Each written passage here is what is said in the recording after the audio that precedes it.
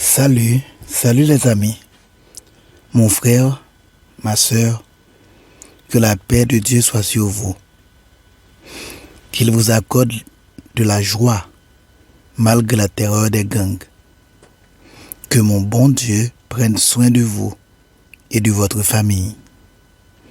Je suis heureux aujourd'hui de vous parler de la résurrection. Le mot résurrection signifie revenir à la vie.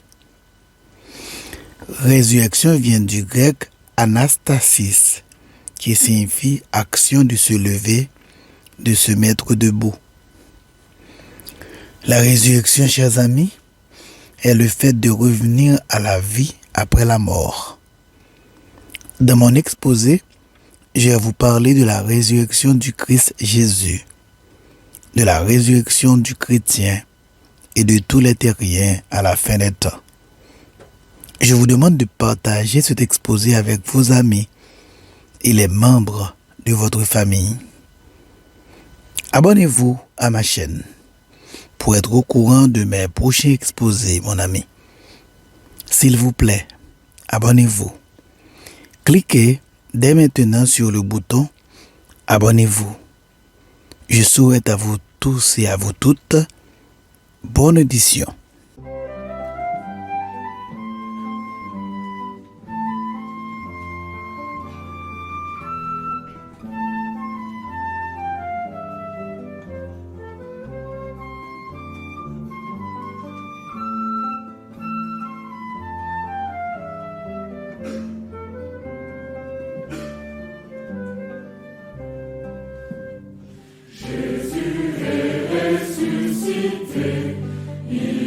Sorti du tombeau, sa victoire est éternelle, il nous a donné la vie, désormais il régnera à jamais pour l'éternité. Jésus est ressuscité, il est sorti du tombeau, sa victoire est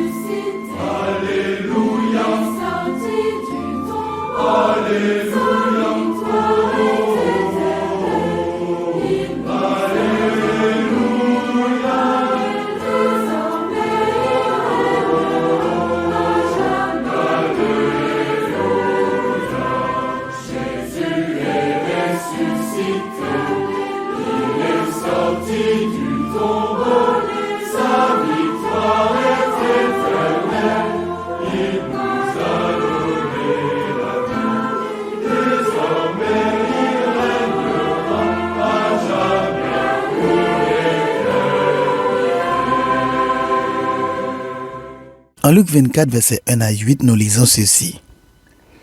Le dimanche matin de très bonne heure, les femmes se rendirent au tombeau en portant les huiles aromatiques qu'elles avaient préparées. Elles découvrirent que la pierre fermant l'entrée du sépulcre avait été roulée à quelque distance de l'ouverture. Elles pénétrèrent à l'intérieur, mais ne trouvèrent pas le corps du Seigneur Jésus. Pendant qu'elles en étaient encore à se demander ce que cela signifiait, deux personnages vêtus d'habits étincelants se tinrent tout à coup devant elles. Elles étaient toutes effrayées et baissaient les yeux vers le sol. Ils leur dirent alors: « Pourquoi cherchez-vous parmi les morts celui qui est vivant? Il n'est plus ici, mais il est ressuscité. Rappelez-vous ce qu'il vous disait quand il était encore en Galilée. Il faut que le Fils de l'homme soit livré entre les mains des pécheurs, qu'il soit crucifié et qu'il ressuscite le troisième jour. » Elle se souvint alors des paroles de Jésus.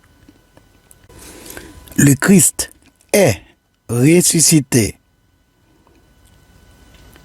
Les morts en Christ seront ressuscités. La résurrection de Jésus représente les prémices d'un monde nouveau, d'une nouvelle situation de l'homme. Elle crée pour l'homme une nouvelle dimension de son être, un nouveau cadre de vie, être avec Dieu. Elle signifie aussi que Dieu s'est vraiment manifesté et que le Christ devient le critère sur lequel l'homme peut s'appuyer. Résurrection est un nom féminin qui signifie, comme nous l'avions dit au début, retour à la vie après la mort. L'Évangile nous dit que le Christ est ressuscité des morts, mais beaucoup de gens doutent de ce fait historique. Quelqu'un a dit une fois qu'il y a plus de preuves historiques sur la résurrection de Jésus-Christ que sur la défaite de Napoléon à Waterloo. Un savant britannique, Brooke Force Westcott, a déclaré qu'il n'y a pas d'incident historique qui soit mieux ou plus soutenu et de façon aussi variée que la résurrection de Jésus-Christ. Bien plus, il n'existe pas l'ombre d'une évidence existante qui puisse réfuter la résurrection. Voici quelques exemples d'écrivains respectés et bien connus du 1er siècle qui soutenaient la résurrection. Leurs écrits ont survécu, fidèles aux documents originaux, car de nombreuses personnes ont soigneusement recopié leurs livres et leurs lettres mot à mot et les ont partagés avec d'autres. Primo, l'historien juif le plus connu du 1er siècle, Flavius Joseph, né en l'an 37 à Jérusalem, a écrit dans Antiquité judaïque: cet homme était le Christ. Pilate l'a condamné à la croix. Il leur est apparu, vivant, le troisième jour. Même les érudits les plus hostiles de notre époque, qui croient que les écrits de Joseph ont été modifiés à la faveur du christianisme, sont d'accord qu'il faisait clairement référence à la résurrection de Christ. Deuxièmement, l'écrivain Ignace d'Antioche, né vers l'an 35 en Syrie, écrivait dans son épître aux Tralliens: c'est en réalité qu'il fut crucifié, non en apparence, non en imagination, non en tromperie. Il mourut réellement, il fut enseveli et il est ressuscité des morts. Troisièmement, à maintes reprises, Justin de Naplouse, ou Justin Martyr, né en l'an 100 à Flavia Néapolis, actuelle Naplouse, a écrit sur Jésus comme au sujet d'un être vivant qui a finalement été exécuté par les Romains à cause de sa doctrine.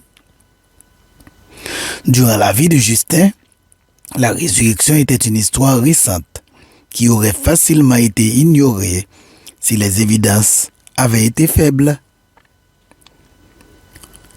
Quintus Septimius Florens Tertullianus, dit Tertullien, né vers 160 à Carthage, fait lui aussi référence à la résurrection du Christ. Quoiqu'il ait vécu dans une génération éloignée de cet événement, l'évidence était tout de même suffisante pour le convaincre de son authenticité.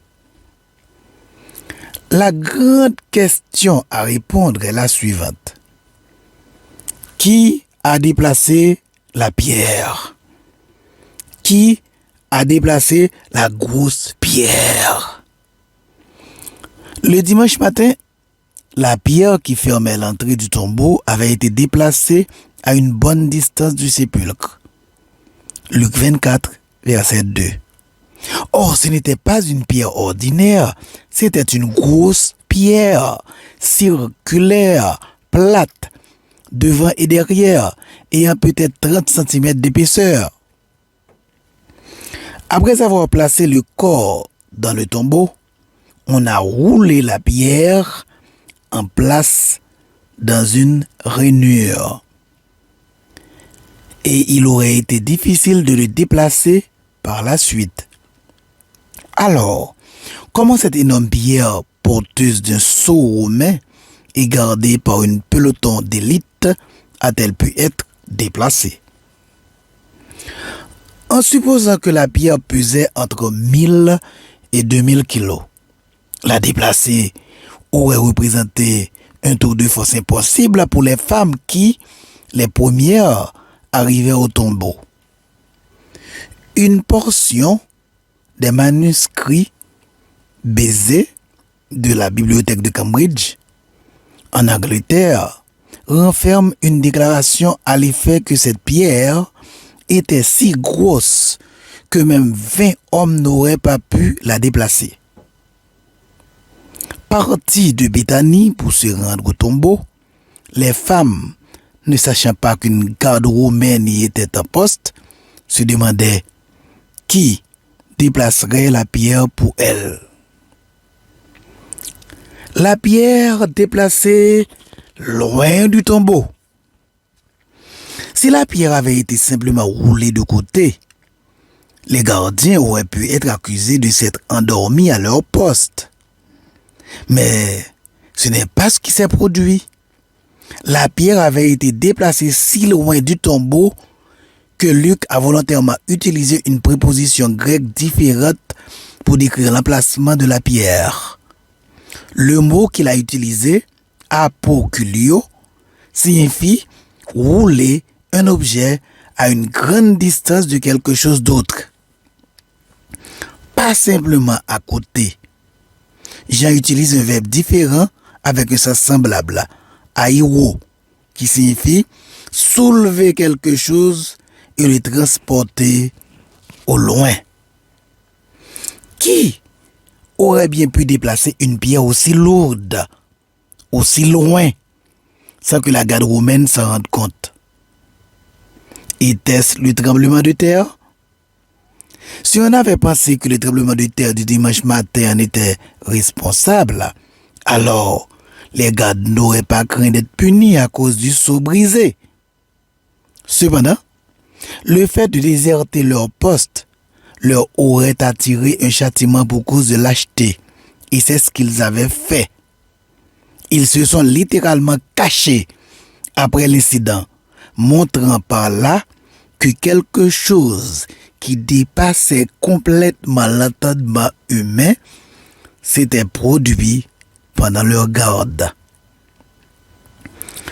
Des témoins oculaires en grand nombre ont vu le Christ ressuscité. La preuve la plus puissante de la réalité de la résurrection est tout bonnement le grand nombre de personnes qui ont vu Jésus vivant en chair et en os, après que la nouvelle de sa mort eut été largement répandue. Certains l'ont touché, d'autres ont mangé avec lui, et d'autres encore ont voyagé avec lui. Il y eut tellement de témoins que si chacun se soumettait à un interrogatoire de 5 minutes devant un tribunal, il faudrait plus d'une semaine pour les interroger tous. Parmi ceux-ci, on compte Marie-Madeleine, Jean 20, versets 15 à 17, Marc 16, versets 9 à 11. 5 autres femmes, Matthieu 24, versets 9 à 10, Luc 24, verset 10, Luc 8, verset 1 à 3. L'apôtre Pierre, 1 Corinthiens 15, verset 5. Cléopas et un compagnon de route, Luc 24, verset 13 à 33, Marc 16, verset 12. 10 disciples dans une maison, Jean 20, verset 19 à 25. 11 disciples, Thomas inclus, Jean 20, verset 26 à 29, Marc 16, verset 14. Thomas refusa de croire avant d'avoir vu la preuve de ses propres yeux et d'avoir touché au manque avec ses doigts. 7 disciples sur les bords de la mer de Tibériade, Jean 21, verset 1 et 2. 500 frères, 1 Corinthiens 15, verset 6. Ce que Paul disait effectivement aux gens, c'était: les témoins de la résurrection sont encore vivants. Pourquoi ne leur demandez-vous pas ce qui est arrivé? Jacques, le demi-frère de Jésus, 1 Corinthiens 15, verset 7. Jean 7, verset 5. Actes des apôtres 1, verset 14. Jacques était demeuré incroyant jusqu'à la résurrection du Christ Jésus. 11 disciples sur une montagne. Matthieu 28, verset 16 à 20. Les croyants présents lors de l'ascension. Acte 1, verset 3 à 11. Étienne. Acte des apôtres 7, verset 55-56. Étienne a vu Jésus pendant qu'il se faisait lapider à mort à cause de sa foi. Saul de Tarse, acte 9, 1 à 8, acte 18, verset 9, acte 22, verset 17, acte 23, verset 11, acte 27, verset 23, 1 Corinthiens 15, verset 8, Galates 1, verset 12 à 17. Paul fut rendu aveugle pendant qu'il s'appelait Saul pour plusieurs jours après avoir vu le Christ sur la route de Damas. Une conséquence physique mémorable. Voir Jésus l'a complètement transformé du plus grand persécuteur des chrétiens au plus engagé des apôtres. Sa conviction devint si forte qu'il changea son nom pour Paul. À cause de sa foi, il a enduré de grandes souffrances. Il fut battu, emprisonné et mis à mort.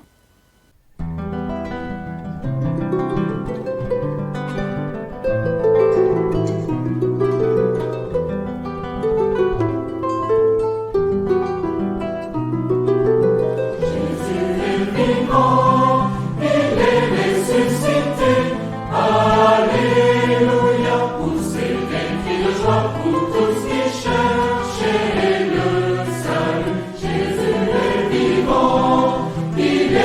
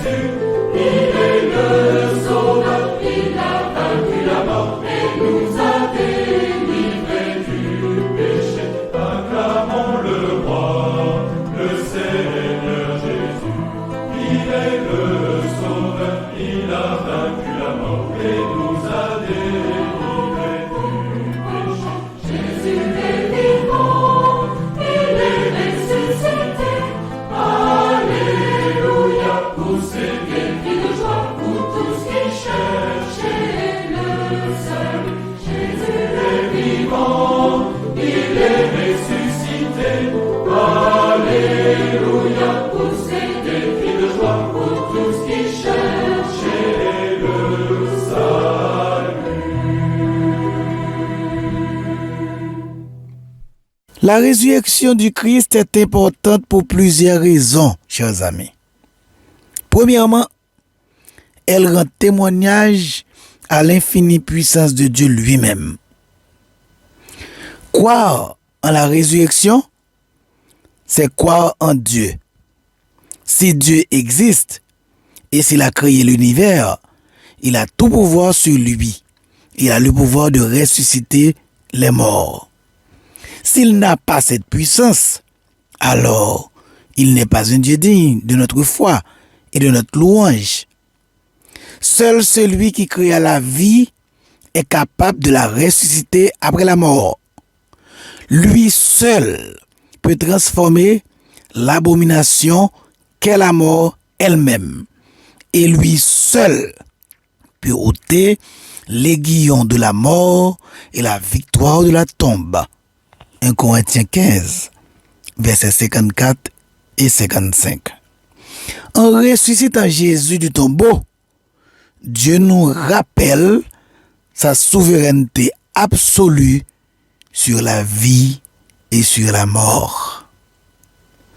Deuxièmement, la résurrection de Jésus préfigure la résurrection future de tous les êtres humains, qui est un principe de base de la foi chrétienne. À la différence des autres religions, le christianisme seul possède un fondateur qui a vaincu la mort et qui promet à ses disciples qu'il en sera de même pour eux. Toutes les autres religions ont été fondées par des hommes et des prophètes dont la fin a été la tombe. En tant que chrétiens, nous sommes réconfortés par le fait que notre Dieu s'est fait homme, est mort pour nos péchés et est ressuscité le troisième jour. Le tombeau n'a pas pu le retenir. Vive vite, il vit et il est aujourd'hui assis à la droite de Dieu le Père dans le ciel. Dans 1 Corinthiens 15, Paul explique en détail l'importance de la résurrection du Christ. Quelques-uns à Corinthe ne croyaient pas à la résurrection des morts. Et dans ce chapitre, Paul souligne 6 conséquences désastreuses si la résurrection n'existait pas. Premièrement, la prédication du Christ serait vaine. Deuxièmement, la foi en Christ serait vaine aussi. Troisièmement, tous les témoins et les prédicateurs seraient des menteurs. Quatrièmement, personne ne serait racheté de ses fautes. Cinquièmement, tous les premiers croyants qui nous ont précédés seraient perdus. Sixièmement, les chrétiens seraient les gens les plus malheureux de la terre. Mais Christ est vraiment ressuscité des morts. Il est devenu les prémices de ceux qui sont endormis, nous donnant ainsi l'assurance que nous le suivrons dans la résurrection. La parole inspirée de Dieu garantit la résurrection du croyant quand Jésus-Christ viendra enlever son corps, c'est-à-dire l'Église. Une espérance et une assurance aussi grandes ont inspiré à Paul un grand chant de victoire, comme nous le lisons dans 1 Corinthiens 15, verset 55. Ô mort, où est ta victoire? Ô mort, où est ton aiguillon? Ces derniers versets de la première épître aux Corinthiens ne soulignent-ils pas aussi l'importance de la résurrection? Paul répond, sachant que votre travail ne sera pas vain dans le Seigneur. Il nous rappelle que, parce que nous savons que nous serons ressuscités à une nouvelle vie, nous pourrons être exposés à la persécution et au danger pour l'amour de Christ. comme lui-même l'a vécu. Nous pouvons être appelés à suivre l'exemple de milliers de martyrs au travers de l'histoire qui, avec joie, ont échangé leur vie terrestre contre la vie éternelle au travers de la résurrection. Plusieurs signes nous indiquent que la résurrection a eu lieu. Premièrement, le tombeau de Jésus est effectivement vide. Si vous allez aujourd'hui en Palestine, là où se trouve le tombeau, et vous allez voir que le tombeau est vide. Deuxièmement, plusieurs personnes ont attesté indépendamment les unes des autres et à différents endroits de la Judée avoir rencontré Jésus. Quelque chose de très fort s'est passé avec la résurrection du Christ, au point que des gens normaux, craintifs et lâches sont devenus capables de mourir pour celui qu'ils disaient être vivant. Même l'historien le plus sceptique doit admettre que quelque chose de semblable au Big Bang en physique a eu lieu au plan humain, donnant une impulsion à un mouvement qui perdure depuis plus de 2000 ans. Au moment de l'arrestation et de la mort de Jésus, ses disciples avaient abandonné et s'étaient tous dispersés, craignant le châtiment des autorités. Pierre, l'un de ses plus proches fidèles, l'avait même renié publiquement. Or, quelques jours après, ces mêmes hommes proclament avec hardiesse devant la foule que Jésus est vivant. À cause de leur foi en Jésus, ils affrontent sans sourciller des procès, des persécutions, le martyre et la mort. N'est-ce pas parce que la résurrection de Jésus est un fait réel pour qu'un changement aussi radical ait pu avoir lieu?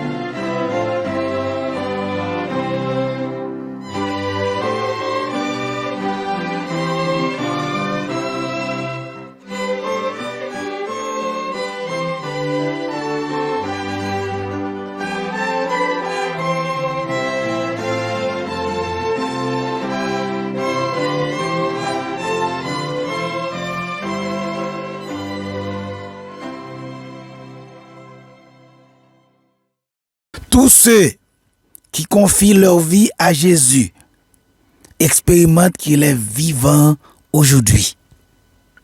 Jésus leur transmet sa vie, sa force, sa joie, sa paix dans les tourments.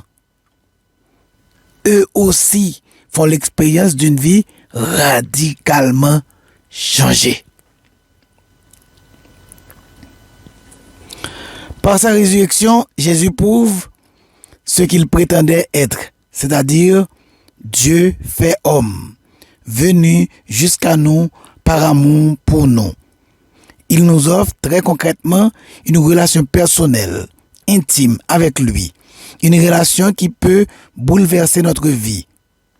Cela veut aussi dire que la mort peut ne pas avoir le dernier mot dans notre vie si nous confions notre vie à Jésus. Jésus nous dit en effet que si nous plaçons en lui notre confiance, nous recevrons nous aussi la vie éternelle, celle qui traverse la mort. Cette vie commence déjà ici-bas. Jésus veut nous faire sortir dès maintenant de nos tombeaux d'égoïsme, de peur, d'incrédulité, de blessures enfouies.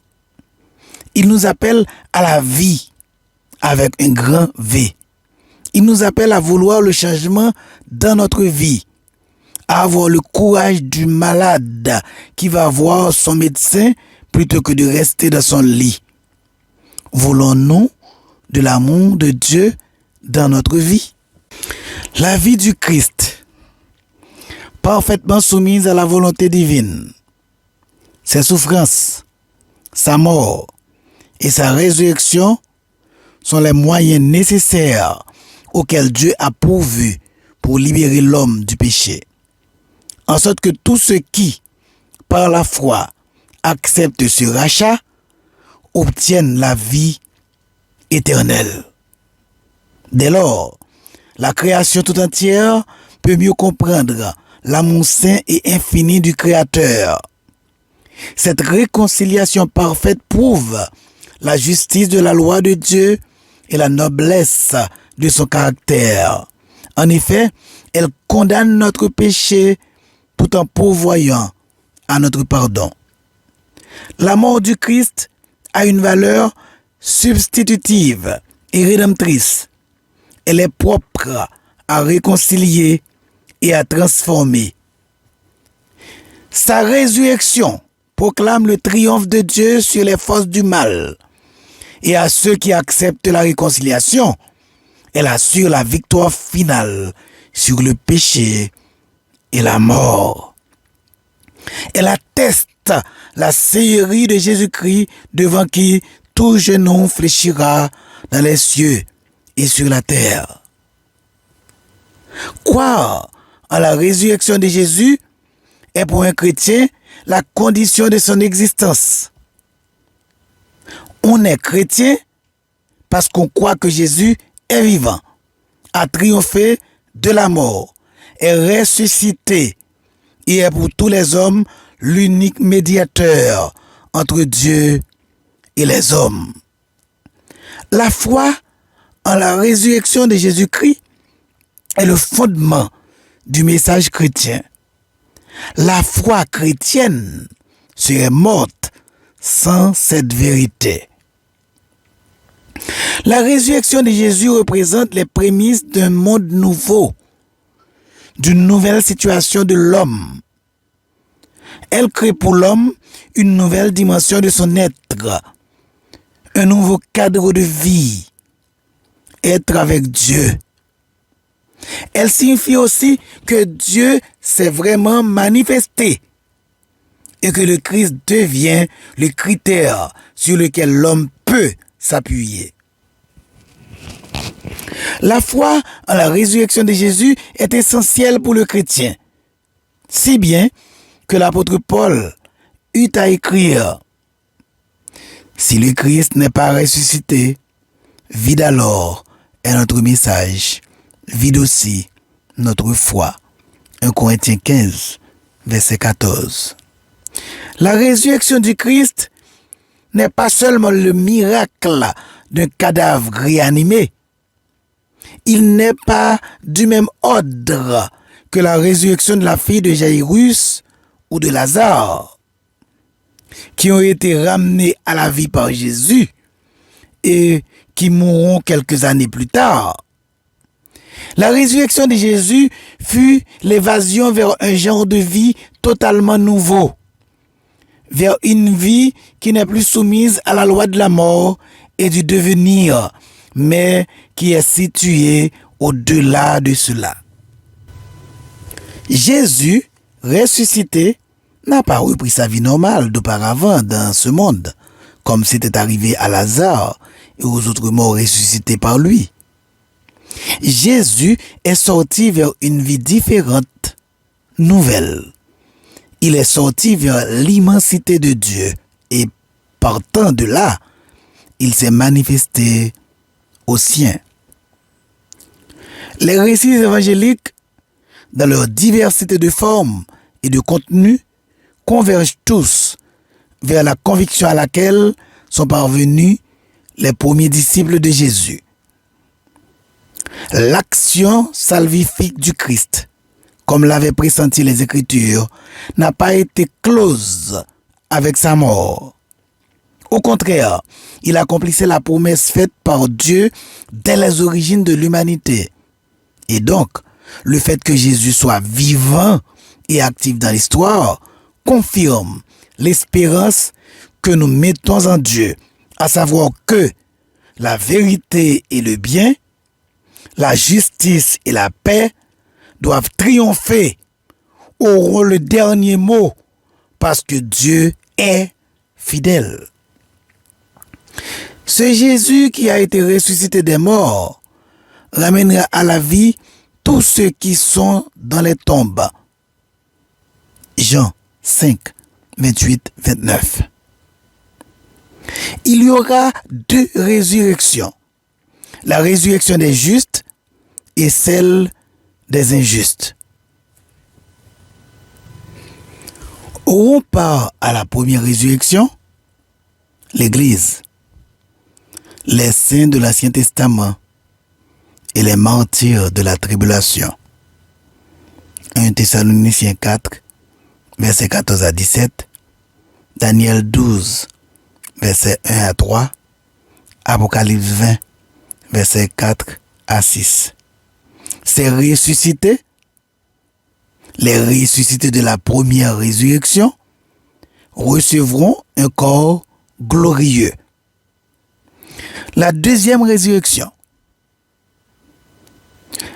est appelée la résurrection des injustes. Et cette résurrection aura lieu après le règne millénaire de Christ. Apocalypse 20, versets 11 à 15. Ces derniers seront ressuscités pour le jugement, appelé jugement devant le grand trône blanc. Ici prend fin notre exposé pour aujourd'hui. N'oublie pas, mon ami, mon frère, ma sœur, de vous abonner à ma page et d'aimer la vidéo. Que Dieu vous protège, qu'il vous bénisse, qu'il vous accorde sa paix et sa joie. Je vous aime beaucoup. À bientôt.